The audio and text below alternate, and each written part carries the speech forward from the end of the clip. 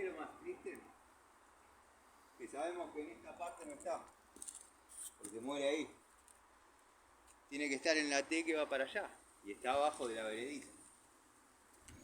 Este hay que cortarlo y hacerlo pinito en ese modo.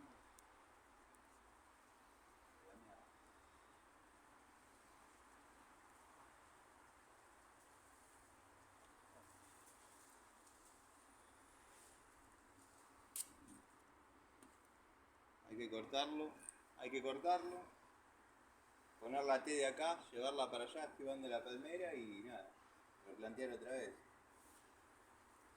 Loco de Pox.